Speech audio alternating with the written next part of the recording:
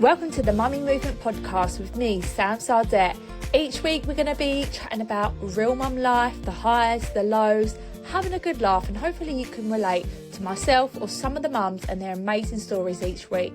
Please follow on all social media platforms and on Spotify, Apple, and just enjoy. Hello and welcome to the Mummy Movement podcast. Today I have the gorgeous Dani Donovan, mummy of the beautiful Binky, and today we're just talking about her mum life, her little stint on the Apprentice, so she's my fellow Apprentice beauty, and just keeping it real as always. So hopefully you can relate to any stories that she has today, and we're just keeping it light-hearted, having a good laugh, and just keeping it real mum life. So welcome today, Dani. Thanks for coming. Thank you so much for having me. Oh, it's not like I've had to come far. I know. Both Essex girls. Exactly that. So obviously we'll kind of start from the basics. You are a mummy, but prior to that, you know, common ground, you were on the Apprentice the year before me. So if we start with that, just out of curiosity, I know it's not really mum related, but it'd be interesting to kind of know your journey towards motherhood. So obviously you went on the Apprentice year before me. So just tell us a little bit about that, like what made you go into that, what made you apply for it, and like how you found that process. It'd be interesting to know if it's similar story to mine. So I mean, before going on to the Apprentice, my business was my baby. Like, I went on there purely for exposure for that. I have a hair salon, and I also sell products and stuff, so I thought, perfect, this is a fab opportunity. I felt like I was just young, wild and free, basically. I thought, I'm just going to give it a shot and go for it and see what happens. Obviously, I would say it was mostly a positive experience. Obviously, it is good for the business, but I actually found out I was pregnant. I didn't really have plans. I mean, you know, the show's filmed in the summer, so we filmed in the summer of 2022, would it have been? Yeah, you must have, because you filmed the summer. Yes, we aired early January 2023. Yes. Wait, is it? Yeah. Or 2024 was I? No, we're 24 now. I don't know what day of the week it is. No, literally. But so anyway, it aired in the winter after, and I actually found out I was pregnant. Well, I had a wild a viewing party, and got so drunk and had no idea I was pregnant. It happens. I know, doesn't it? But I must have been a couple of weeks pregnant then, and then found out later on in the January. So I feel like, I don't know if it was the fact that my hormones were all over the place or whatever, but filming it and doing it, I had a great experience. Actually airing it, watching myself back, the whole dealing with the comments and the social media side of things, and obviously the events and stuff that you have to go to. I struggled badly because I think I was just trying to sort of come to terms with what was going on, and I mean, it was amazing. I was so happy about it, but I think I was all for the baby, all for being pregnant, and I just had no interest in the Apprentice. So in actual fact, the positive kind of benefits that would have come from the Apprentice, I never really pushed too much. I never really pushed kind of the opportunities that you get from it, if that makes sense. Do you know what though? So did you plan? Were you like trying, like we from wasn't the show, trying not or to, basically? Right. Okay. If it happened, it happened type thing. Yeah. So it wasn't, even though it was a surprise, it kind of wasn't at the same time. Yeah, exactly. And I just think you don't get to choose when babies come; they choose. 100%. 100. Oh, I know it's never a right time. No, exactly. So obviously you were in the Apprentice, like you say, you know, just single, promoting your business, and I suppose even though you say, because I obviously equally was on it and I had children, and I think it can be kind of like a different experience, but equally I think when you come out, obviously I did maybe probably lap up the events and stuff like that more, but I think what it boils down to is like, what, you know, I'm sure your business benefited it regardless. So even when you're pregnant, I feel like your emotions are all over the place. You're probably overthinking it so much, and I guarantee your business still benefited so much from it. Yeah, but I think you just get tunnel vision, don't you, almost? And it's like, and I think it is a lot. It was a lot to deal with all at once. But yeah, I mean, it was a great experience. I always do say though, this is me being 100% honest here.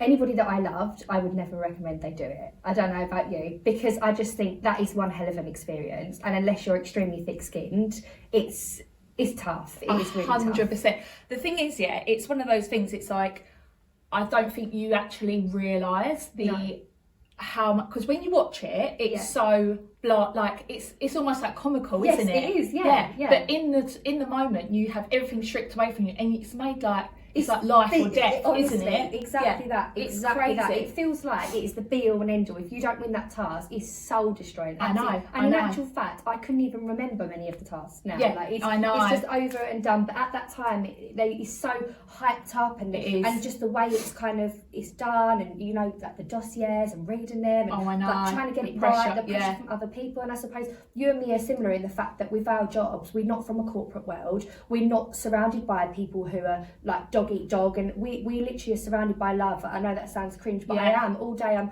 working with my sister, my auntie, in the salon, and like, you know, it's a nice environment to be in. So to be then plonked into that corporate world, I was literally just looking around thinking, I can't believe that things like jobs like this exist, people like this exist. I was quite shocked. Do you know what I think as well? Like, I think it boils down to your personality as well. Like, I think we probably done well from it because we were both very real girls, like normal, honest girls. And I think people could relate to that. And then obviously I was a mum on it, so I had obviously the mums as well being like, oh my God, you know, doing it for the mums. And I think regardless, being just a young woman on there is like a massive thing. And we represent a lot of people. So obviously, you know, although you kind of, it's been great for the business, obviously you say you kind of, it went, when it aired, it was difficult. So would you say, did you find pregnancy hard then? Like, what was... So I think it was just like, I would say I'm quite a laid-back person, and I think this sudden surge of hormones, I didn't know how to cope. Like, I'd say I'm pretty level-headed, but the week before my period, I sort of go a bit sideways because I'm just not used to that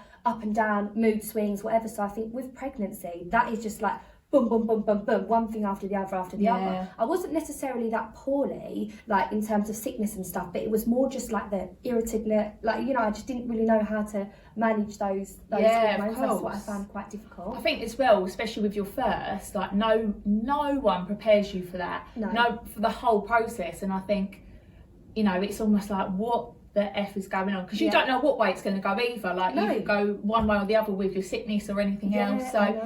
So obviously you went through that, and I'm so sorry that you kind of like went through that stage. And it's a shame, isn't it? Because you think you can see it both ways. You can be like, oh, it's amazing you got pregnant, and of course, and you've now got this beautiful baby girl from it. And so obviously you had your business. You had baby girl. How was it when you were pregnant, juggling your business? And like, did you have a plan to go straight back? Like, what was your plan with that? So, I laugh about it now because I actually remember posting on my Instagram stories. I was working right up until when she was born on the 22nd of September, and I think I taught a training course early September. I was literally just carrying on because I felt okay, and like I've got videos and stuff with me, and literally a huge big bump getting involved, but that was absolutely fine. And I remember posting on my Instagram story saying, don't worry girls, in 4 weeks I'm going to be back. I had taken a back step after the Apprentice anyway. I sort of slowed down a little bit. I wasn't working as much as what I used to. But I was like, girls, I'll be back after 4 weeks. My mum's there. She's going to look after the baby for me a couple of days a week. And to be honest, I literally went back to work 2 weeks ago. Oh, really? And how old's Binky now? And Binky's 14 months. There you go. So I never expected that would be me. And I think I found it really quite hard to get the balance between being mum and my business, because I felt like I spent all my time with Binky, and I felt like, but she's only going to be little once. I'm only going to be able to get this time with her once. And I just sort of let the business just run itself, basically. I had no sort of push or no want to kind of like do anything new with it. And then I'd suddenly get moments of guilt and think, oh, but I'm not pushing forward with my business. And I'd have to really keep sort of like trying to pull myself back and keep myself in check and say, no, this is your time to be mum. Like, you're not going to get this time back. The business will always be there. Touch wood, obviously. Yes, 100%. I had my sister and my auntie running it, but I just always felt bad because I've always been the type that's just business focused. I've had the salon since I was 19 years old. Like, I don't really know any different. That was your baby before. That was my baby. Yeah. So, that was quite difficult, but I think I just thought, do you know what? I really need to just get myself back in here. I need to take the plunge. I started messaging a few of my old clients saying, look, my old regulars, I'm going to be back, because I feel like I do love the job. I absolutely love the job, but there was times after I had the baby where I'd go and get my nails done in the salon opposite. I'd walk straight past the shop and I wouldn't even step in there and say hello, because I just thought, I don't know, I just didn't want to make small talk, and that's not like me at all. That's not like me. But I just didn't, I don't know, it was just like a anxiety. I suppose it was like an anxiety. You probably did. I think it's crazy, like I say, like with your first, because I was exactly the same as you, always been like business driven, go straight back to, I'll never be the mum that's a full-time mum, but I was exactly the same. I had Sienna for like 2.5 years, essentially full-time, and essentially I've now developed a business that's around my kids, whereas before I was doing nothing like that. So I totally understand that. You can't prepare for it, can you? No, it's you like, can't. Especially that first child, it's like, you never know until it actually happens. You don't. So, birth-wise, like, did you have what's your birth story? Go on, I want to know, I need to know. I feel like every single client that I've done as a mum, that I've gone back, first of all, it's like birth story. How was the birth? You have to know, Do you know what? I actually done hypnobirthing before I had Binky, with a lovely lady called Claire, Tooten Birthing she was called. I would highly recommend her. She really was amazing. And I felt like, because I never knew about birth, I never knew what happened. I imagined birth to be like in a film, like, oh my God, quick, I've got to get to the hospital, I'm having the baby now, which I know it happens sometimes, but your first is unlikely, isn't it? No, I think the films are so unrealistic. No one prepares you for birth, no matter how much, whatever you do. I know. So I actually did the hypnobirthing, and I felt like, because I understood what was going to happen and it was going to be a slow process, I was actually okay. So it was a Thursday night that I started to get twinges, you know, like the pulling type. And then I was like, is this okay? Is this not? No, actually, sorry, it was a Wednesday night. Excuse me. So Wednesday night I started to get twinges. I was like, okay, this is, I don't know, I think she might be coming soon. Then in the morning I woke up and I still had a bit of pain, and I was like, right, okay, this was the Thursday now, and I was thinking, I'm definitely having these twinges now, like I need to sort of get myself together, like, and I was like, right, my first thought was I need to go and do a food shop because I've got no food in the house, and I was like, that was your first? My first thought was like, I need to go get a food shop. I'm going into labour, I really need a loaf of bread. I thought I can't go anywhere. I was like, I've got to go to Marks and Spencer's. So I said to Binky's dad, I was like, right, we need to go and do a food shop. So I don't know why, but I just kept, I was calling myself Shakira. So like, when I was getting having a contraction, I would literally hold onto the table and I would like roll my hips around like this and just like breathe through it. And you're just thinking Shakira. That's what I kept thinking in my head. Oh my God. Then I went to Marks and Spencer's, done a food shop, and I was literally like stopping and just sort of like breathing through it. And then we actually stopped. I mean, it wouldn't be a bad place to give birth in M&S. I might get a discount. I wonder if that's happened to anyone. I know, probably, definitely. Yeah. So then we went to his brother's house, and we were just there, and I was having a few more contractions. Then went home, and I thought, right, okay, I'm just going to get myself set up. Thought, I'm not going to take any painkillers, like no paracetamol, because they said you can. Yeah. Waited till about 10 o'clock that night. I remember I was watching maths. I was addicted at the time. Oh yeah. And then it started to get a little bit later, and the contractions started to get a little bit harder. So I had the app on my phone, pause in, time in, whatever, and then I was like, okay, they're getting quite close together now, and I was sort of breathing through them, and I rang the hospital because they was like, they told me when it gets to this stage, this time apart, this long, call us and you need to come in. So I called them. I was like, hello. I said, need to come in, I think, because I didn't know what I needed to do. I know, yeah. And they was like, oh no, you sound a bit chirpy. They was like, you can stay at home. Oh, so I was they like, will. Yeah. They will not let you in that hospital unless you're on death's door, ready to give birth. Yeah, screaming. Yeah. And I was like, no, I'm not chirpy. I said, but I'm just like breathing through the contractions. I need to contract like between them now. And they was like, no, don't come in. You're still talking, okay? So no. And I thought, no, like, I feel like I do need to go. We're half an hour from the hospital. We was living in Chesney at the time. So did you go Harlow? Went to Harlow. Yeah, same. So in the end, went down there, and they, do the little swoop or whatever they do, and they was like, oh, you're 4 centimetres. They was like, you can go round to the birthing unit. So I was like, okay. Went round and got in the pool, and I think I was in there for about 4 hours, and the contractions were getting quite strong. I'd had no pain relief at this time. When I got out, they said to me, look, your waters haven't broken. And I said in my head, I thought, because they kept making me feel like the baby was here already. Like, they was like, no, just a little bit more. And I was thinking, no, like, is she or not? I feel like I've been in there for hours. got me out, broke my waters, and then the pain come thick and fast. Anyway, I was like, get me an epidural. I was like, get me the epidural. I was like, no, you're doing so well, get back in the pool. I was like, I'm not getting back in that pool. Oh no, the second they come, it's like, it's so funny, isn't it? Because I had a water birth too, to be fair, but it is, you want it to be, it's also, the second that, it's like, no.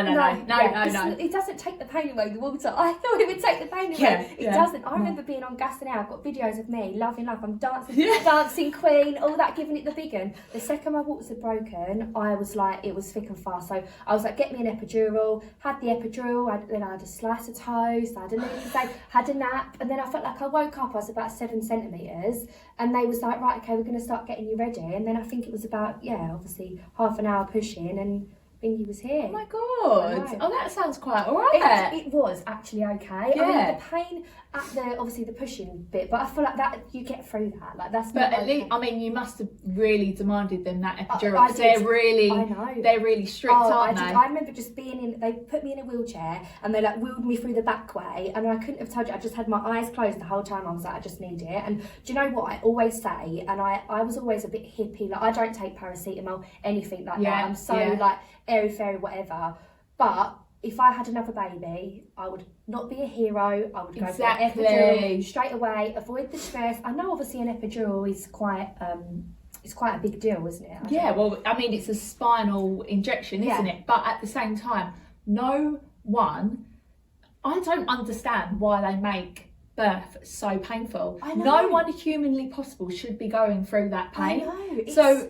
And they're obviously an epidural. There's an epidural for a reason. Yeah. And I'm exactly the same as you. I'm like, if you need it, don't be a hero. No. Your main focus is getting that baby out. I know. So as long as that baby's coming out, because otherwise you're just gonna. I know. Yeah. But do you know one thing I wish someone had told me? And this is maybe too much information, but I never realised it feels like you poo the baby out. Oh yeah, like, it feels like the baby comes out your bum, not your nunny. Did you poo yourself? Probably, yeah. Most definitely did. But they don't make a scene of it, do they? But I was so worried about that. Oh my god, what if I poo? And then at the time, it just it is. It goes. It's like you're pushing through your bum. Yeah. But I never ever knew that. No, not one person ever told me that. Well, I don't think any. I mean, it's like anyone that's given birth after me. They're like, "What's it like?" And I just go, well, they're pregnant. I'm thinking, it's inevitable, it's going to happen. So I'm not going to say, oh, it's fucking awful. I'm going to say, it's fine, babe, you've got this. But I remember with Cece, it was like, I had the water birth as well. I actually didn't plan it. I wasn't going to be a hero. I was like, give me all the drugs.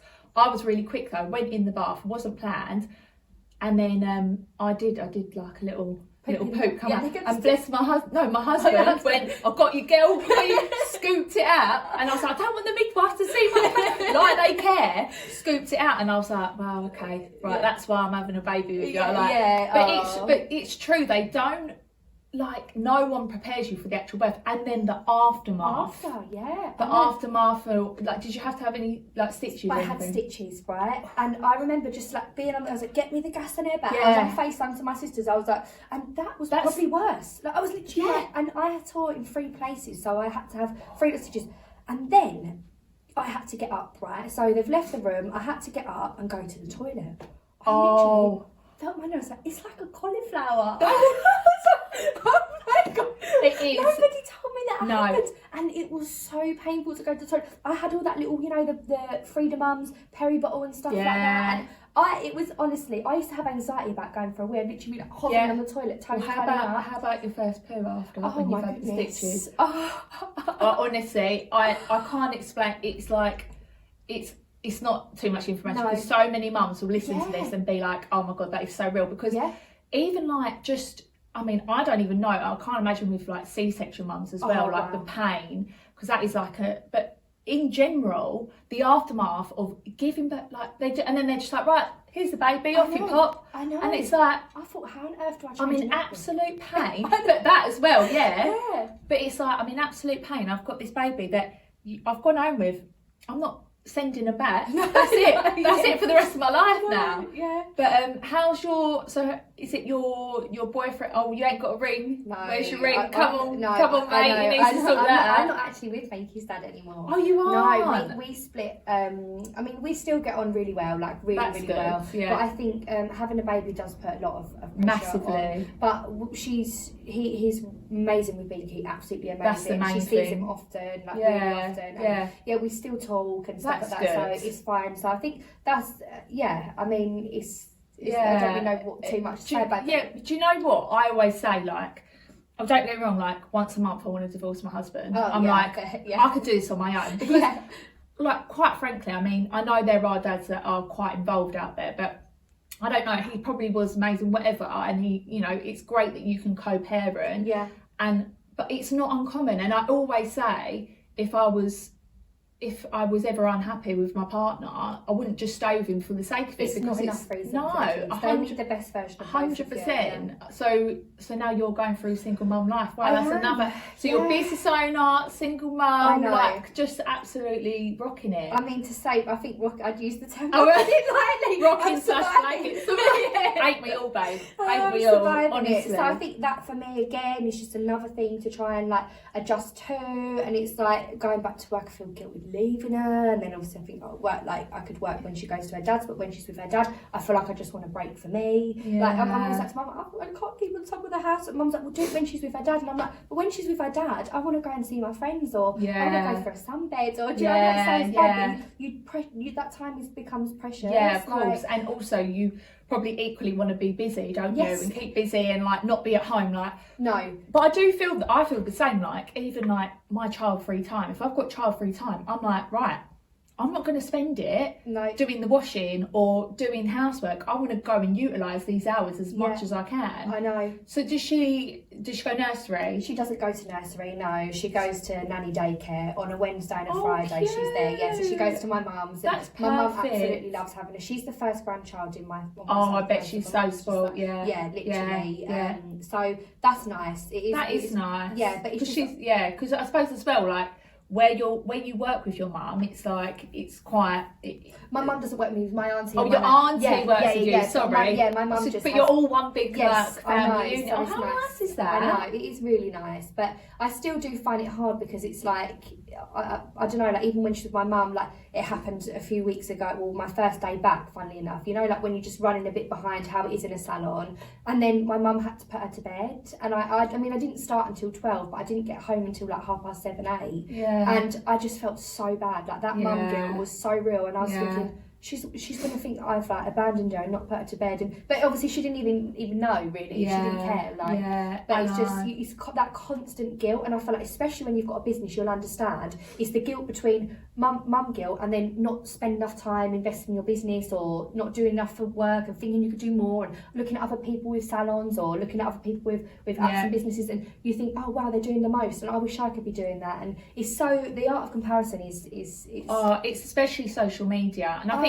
do you know what though, I feel like I'm not putting men down in this respect at all, because I know they all come for me when I say this stuff, but my husband even agrees with me, like women when they become parents, it's like a hormonal thing. I get, even now, like I've got 5-year-old, 3-year-old, I get separation anxiety bad, and I think it's like every mum is different, but they don't.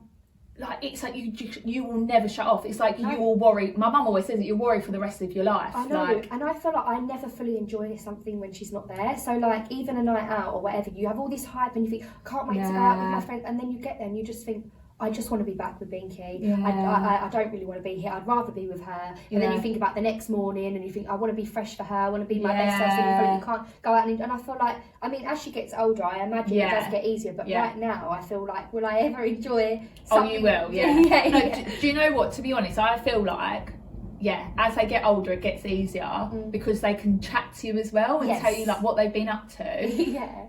Secondly, when you go, or if you ever do go have 2 kids, it's like, fuck me, I need a night out, mate. But I do think also, equally, when I go out, I have to get quite pissed to enjoy it. Yeah, because otherwise your brain... Nothing to do with wanting a drink or anything. I have to get pissed so I can drink. It's because of the kids that I have to get pissed, But I think, but I'm the same as you. I still, even if I'm out, it depends on who they're with. It's like you just get anxiety, like, are they okay, this, that and the other, and you kind of have to block it out a bit, don't you? You do, but no, again, like, that's just like, it's like a hormone instilled in us, and you can't, it's so annoying, like mum guilt will always be there no matter what. I know. And do you know what I actually found the hardest, which I feel like I didn't really understand until I had a baby, is when they're not well. When they are not well, I feel like I can't cope. I feel like it's just too much, and the worry about them when they're not well is just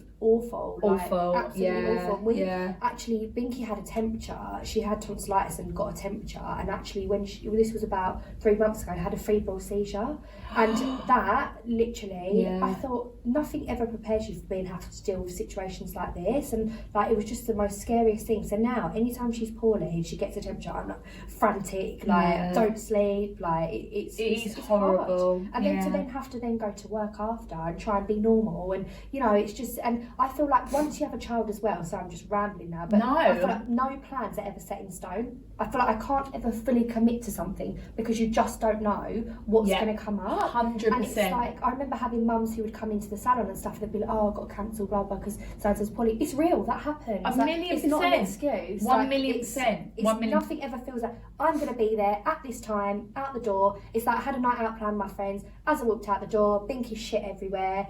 A massive big explosion. I had no baby wipes upstairs in the house. I couldn't leave her to go downstairs, so I had to grab the towels. Then I had to grab a towel, wipe with a towel, stick the towel in the water. And I'm actually, oh my God, get out. Stuff like that happens. It literally happens. And to try and explain that to my friends who don't have kids, I think they must just be like an absolute nut job. But that's what it is, isn't it? You will. I feel like your friends that don't have kids will never fully understand. As much as they try to, they will never fully understand. And I think I didn't. Until I had exactly. Same here. And I think it's easy to judge mums like, oh, whatever, like it's what it is, what it is. But that's another thing I think with the social media stuff, like it's easy for people to be like, oh, my kid's this, make it look so easy. But baking and all that. Oh gosh, I know. But it's just all for just I suppose it's a coping mechanism for mums as well, isn't it? But I mean, so have you sort of like going back now, like obviously you having your business before, now having your business, so you just sort of like you're easing yourself back into it now, being a mum and stuff like that. So I'm doing 2 days a week. I'm doing a short day on a Friday, a bit of a longer day on a Wednesday, and I feel like I actually really enjoy it. And I feel like when I'm working and I'm talking to my clients, that's actually, I know we said it's hard to shut off, but I actually do shut off quite well when I'm at work, because you're kind of, I enjoy what I do. It's so nice to catch up with people, speaking to kind of like my clients who are mums as well. It's nice to talk to them, and it's just nice to hear about other people's problems other than your own sometimes. They offload and ramble, and it's a nice environment to be in, and it's like, it's familiar. I thought I would have that anxiety about going back, but now that I'm back, I really, really am enjoying it. I feel like I'm thriving, although my house is not thriving while I'm back to work. I know. How on earth do you do it all? Like, my house, I had nothing in my washing basket when I was at home with Binky all day.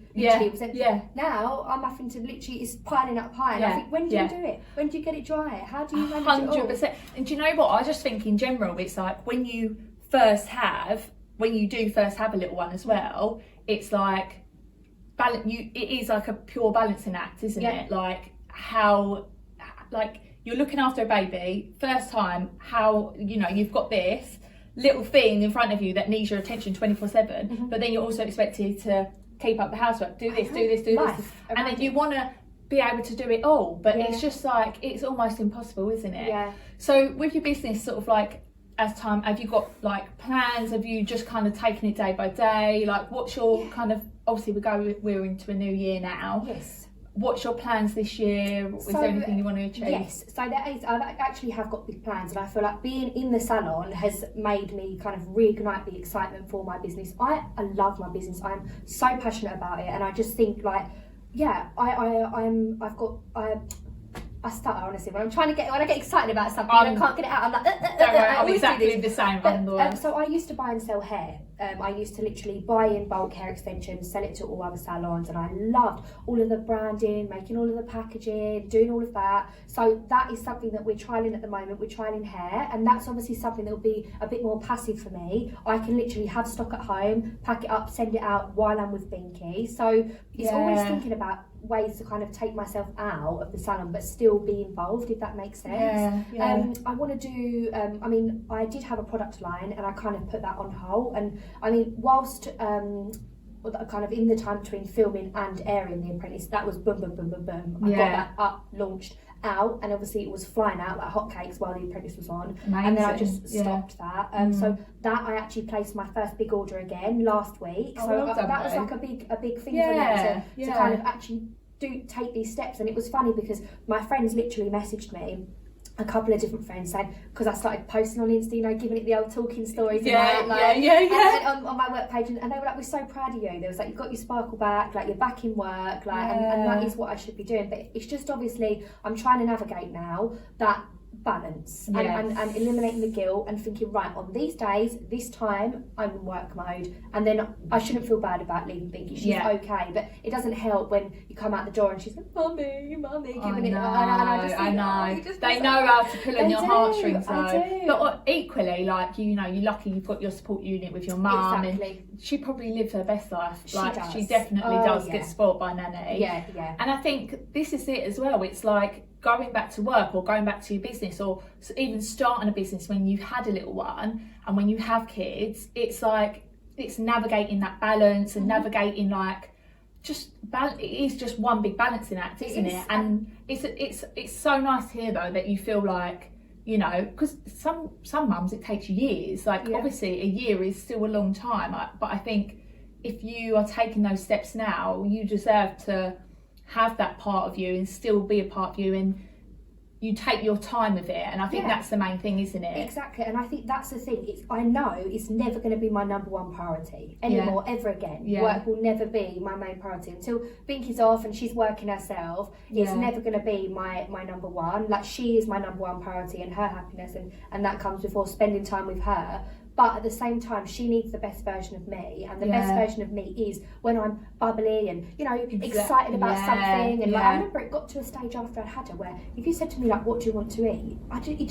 even decide what I wanted to eat, because I felt like all I cared about was what she wants to eat, what she needs. And you do almost forget about yourself. You do, 100%. It's so easily done. And I think that's, like you said, like going back to obviously, you know, I won't ask too much detail about it with your partner, but that's why I think it puts a pressure on your relationship as well, because your priority as a mum is just to look after your child, and it's like you can't think about yourself, let alone your partner as well, and it's too much. It's like, I think it is one of those things where you naturally, it's like instilled in us, like, that is my priority. I can't think of anything else. No. You're trying to like just... Yeah, and I think so hard, isn't it? What causes problems is the fact that you almost, not get resentful, but you think my life has completely changed, and theirs has changed, don't get me wrong, massively, but I just feel like you sort of almost feel like, I don't know how to explain it, but you do feel like it's 100%. As intense. And the resent is so real, and I'll tell you now, I can imagine like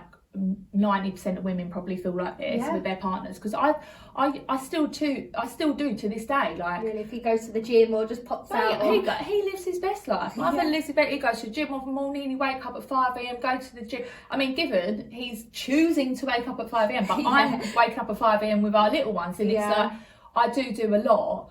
But then equally, probably the same with you, like, I think when they were younger, when they were first born, I'm kind of like, right, I've got this.